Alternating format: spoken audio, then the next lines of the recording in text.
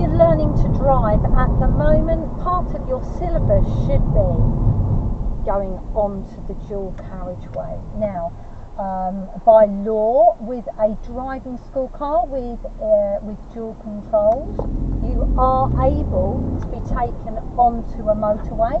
You can't go on that in a private car, but you are allowed onto a dual carriageway. So if you've not done this with your instructor, this would be something well worth asking to be done, because some test routes can go onto dual carriageways, and you know they're vital roads to be able to get long distance places. So the more practice you get on it with a driving instructor, the better. So we are now going to join a dual carriageway. I've got my clearway sign and national speed limit.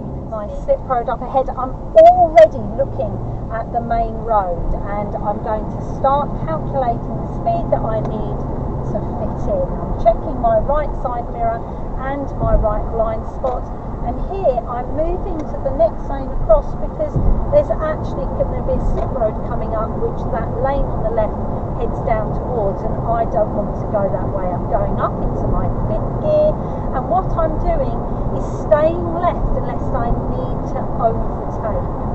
I'm going to keep a good distance from the vehicle in front. I'm now into sixth gear, and at the moment I'm currently travelling at 63 miles per hour. I've got a lot of traffic in my right hand lane behind me at the moment, so I'm not going to be moving out. I'm doing 65 and I'm at a good distance from the vehicle in front. Right, so the first thing I want to say to you, watch out for lights, because where there are lay-bys and you're travelling at maybe 70 miles an hour, which is what cars are going to be travelling at maximum speed here, look on the left here, we've got one coming up. You see it's warning us about it.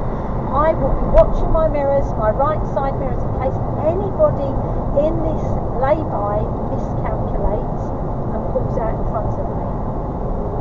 Now, I'm boxed in unfortunately at the moment, so I'm not able to get out because, like I say, there's been a lot of traffic, but I'm going to start planning. I'm just slightly easing off so I don't gain, and my gap is about to come up. I'm checking my mirrors, signalling to the right, and I'm moving out to the right hand lane.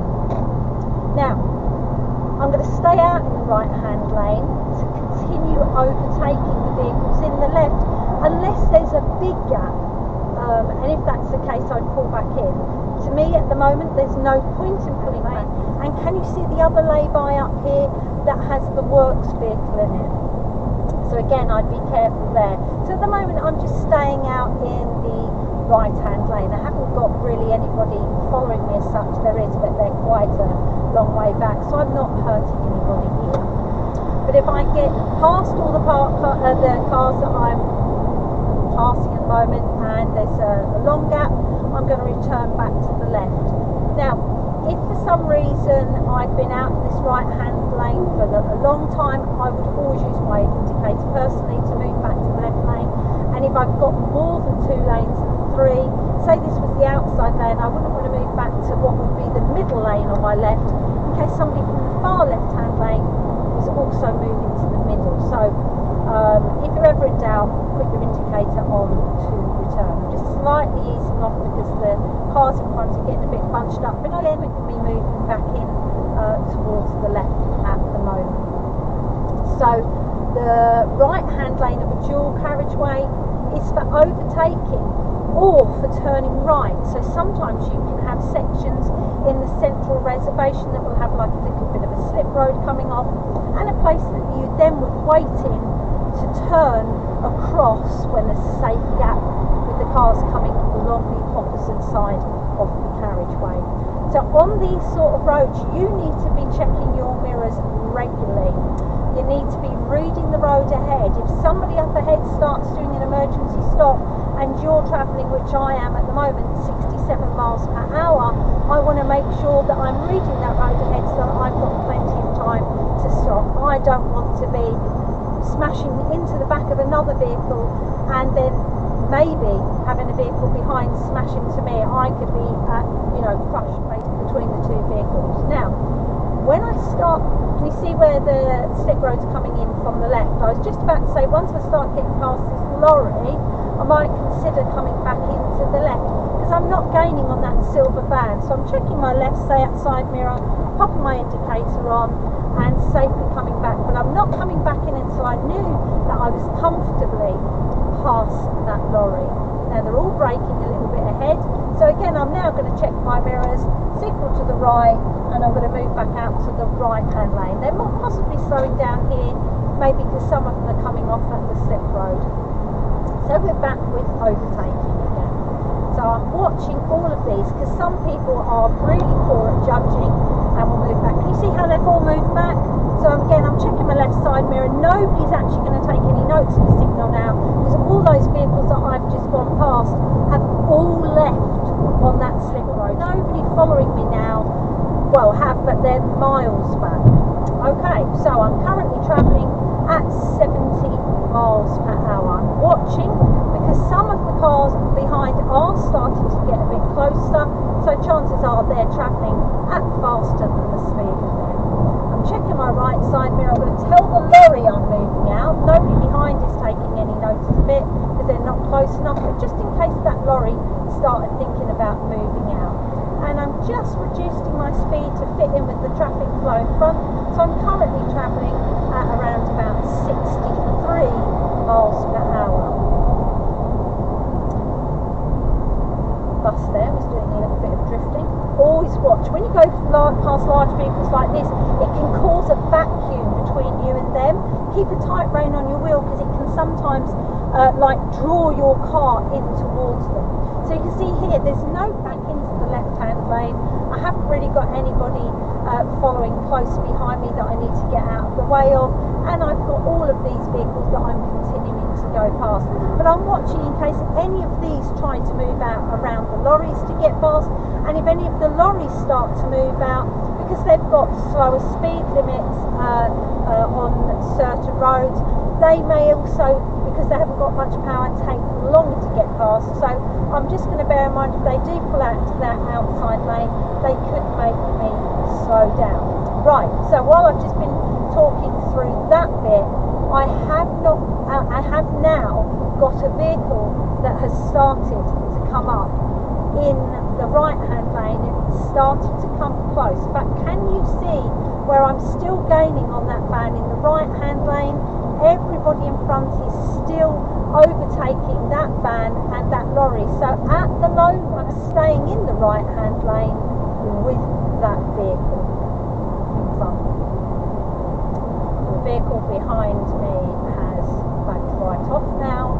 They were sitting a little bit close, but if I move back, I'm only going to have to move back out again, and it won't be of any advantage to anybody from me doing that, because the vehicle behind can't get past. So the coach is going past, and I expect once it gets past the green lorry, it will move back in. So I'm currently doing 64, keeping an eye on the mirror. And is it going to move back in? Yes, it is. So I'm now going to increase my speed, and I'm now travelling at 70. So I'm just keeping a tight rein, especially on these roads with the bends and things like that. Even a sign on the left was saying about reducing speed. So just as I'm coming up here, negotiating the bend, easing off a little bit, and I'm slightly adding the brake on the approach.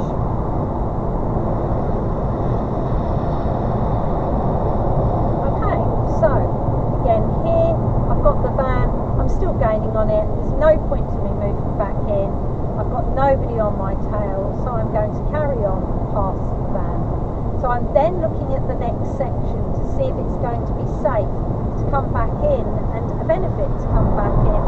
And again, there's nobody behind me, everybody's dropped right back, and I'm still gaining 70 miles an hour, I'm still gaining on the vehicle in the left-hand lane. Now look where the slip roads are coming on, because some of the vehicle in the left-hand lane might need to move over to allow them out. Same here, I'm actually going to move back in, because I've got a little bit longer to get to that van.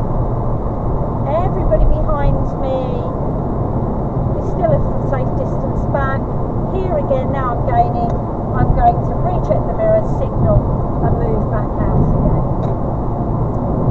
Okay, now I'm just easing off. I was at 70, I'm now 65, 63, 60, 57, 54, 51, and I haven't touched my brake yet. And I'm going down to 5th gear because the hill is affecting me. So I'm just keeping a safe distance back. And watching out, sometimes these cars think, oh, I'm going to nip round that lorry, and all of a sudden they start nipping out in front of you. And people are sometimes not very good at judging. So we're currently doing 55. The vehicle behind is keeping well back, which is good. Staying out at the moment. The lorry in front is returning back in. See the arrow of the road on the central reservation telling you it's going sharp towards the left. The guy there at the slip road, you'd definitely be keeping an eye on him. So at the moment there's no point in me returning back to the left. Everybody is still overtaking all of these slower vehicles in that lane, and at the moment I'm currently travelling at 61 miles per hour.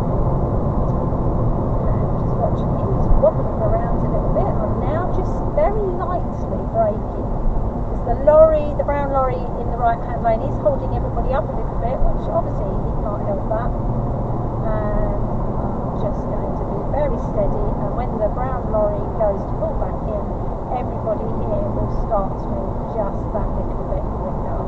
Now I'm just having to keeping an eye because we've got a vehicle in the left hand lane that was looking at trying to overtake on the left hand side.